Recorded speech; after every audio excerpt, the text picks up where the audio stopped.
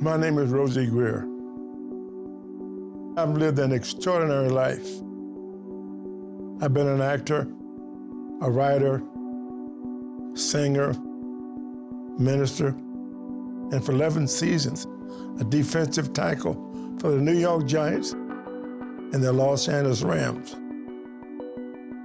50 years ago, I met a man who would change the course of my life forever. That man is Robert F. Kennedy. Nothing in my life would ever be the same.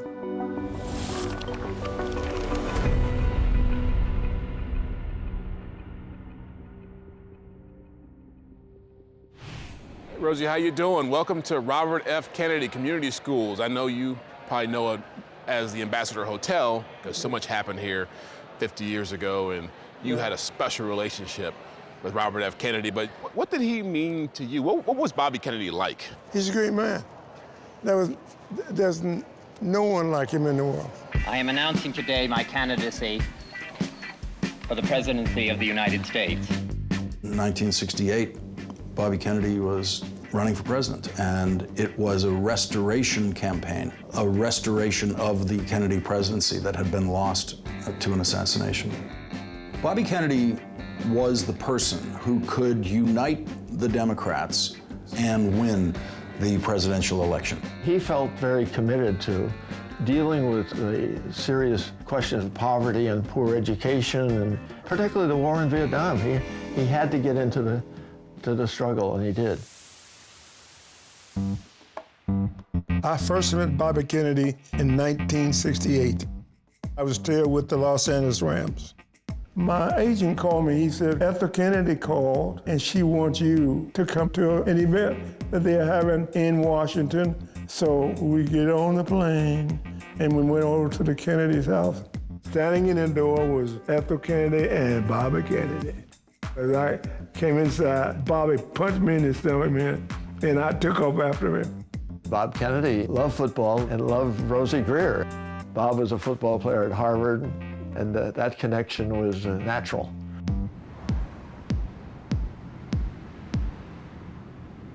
Being back here at the RFK Community Schools, one thing that I found interesting, you see Asian kids, you see black kids, you see white kids, and you talk about the dream that Bobby Kennedy had, that Senator Kennedy had. Yeah.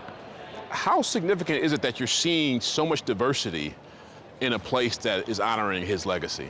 To know that we can all live together, we can all work together, we can all make a difference in our society.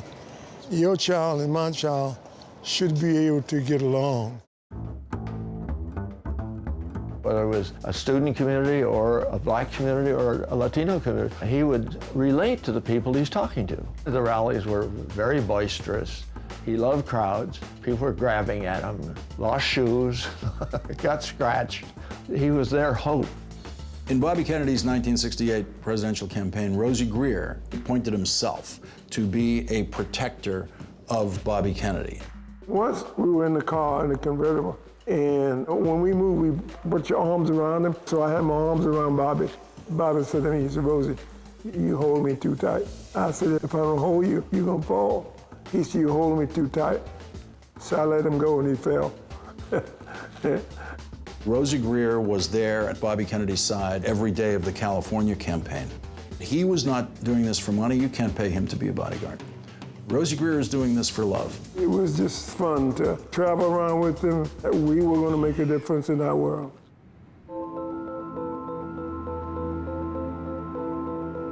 Just like the television people, the Kennedy men have their own anchor control position, getting returns from all over the state and talking with the candidate who's upstairs in the hotel now in the Royal Suite, waiting like everyone else. If he lost California, he was not going to be a candidate. It was life or death in terms of winning the nomination. When I got to be ambassador, they said to me, come on up. So I went up to the suite. The family was there, a lot of friends, and it was just very joyous. Looked like he was going to win, so we decided that he needed to go downstairs. This was one of those truly ecstatic election night ballrooms because this clearly meant that Bobby Kennedy was on his way to the nomination. We walked out into the embassy ballroom with great cheers. There was about 1,500 people, about 500 over the fire department limit. And I just had a lot of hope that day. If Kennedy's predicted victory margin holds at 49 or 50%, the adrenaline will be pumping tonight.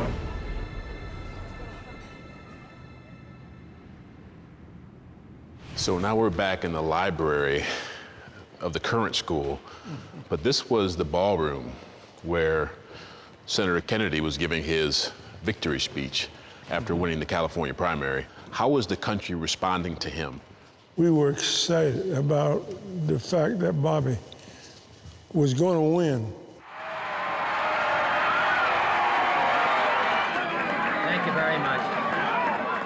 Bobby Kennedy did not get up there with a teleprompter. He just got up there with his heart and his pride in what everyone on his campaign had managed to do. He thanked all of the campaign workers, and he also thanked Rosie Greer. And to Rosie Greer, who said that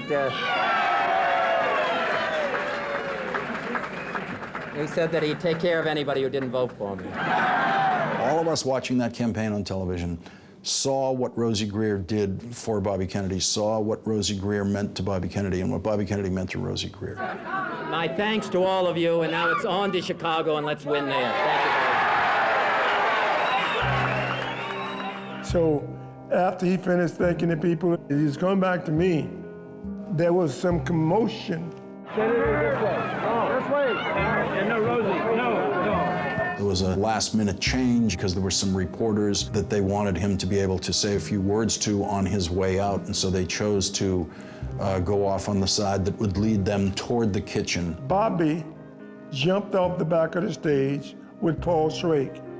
Ethel was pregnant at the time, and there was about a 3-foot drop off and down a ramp. And so I had to help take Ethel off the stage. And as we were moving through the hallway, shots rang out.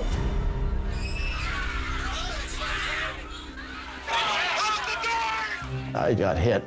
I had a wound in my head, but I didn't know it was a bullet. A young guy said, "I'd like to help you," and I said, "No, take care of the senator." By the time Rosie Greer gets there, the gunman still has the gun in his hand, and he's trying to actually aim it at other people. There was all these men trying to get to Sirhan and get him locked. And so I rushed forward and I grabbed Sirhan by the leg because I'm a football player and I could always know how to stop a guy by getting his legs. I ripped the gun out of his hand, put it in my pocket. And I look around to see what damage had been done.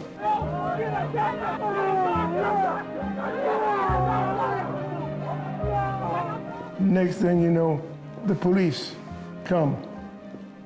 And they took Sirhan away, and they took Bobby to the hospital.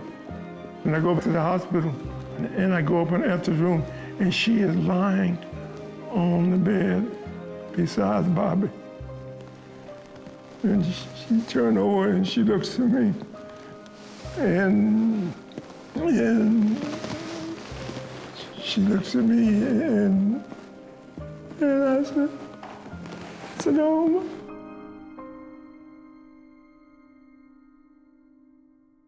When America lost Bobby Kennedy, America lost its next president. He was increasingly moving to a humanitarian kind of enlightenment about what our politics should be and how our politics can be inclusive of everyone's ambitions for America. I think we are a compassionate nation. I think we're a generous nation. And I think that we want to live in peace and tranquility here within our own country. I think we want to abide by the law. But I think things have fallen away over the period of the last several years. And I think we want to get them back on the right track.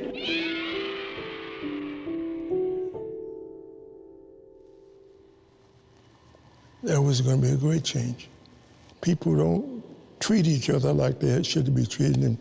And brother should be loving each other. I mean, love one another like you love each other. Was that where Bobby Kennedy was trying to take this place?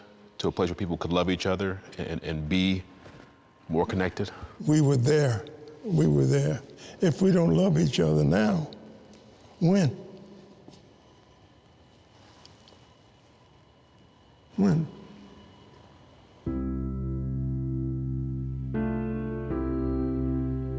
I really love Bobby. I love Bobby with all my heart. If it wasn't for Bobby, I wouldn't be where I am today. He gave me inspiration. He gave me a desire to do a lot of good things. Bobby made me a different man.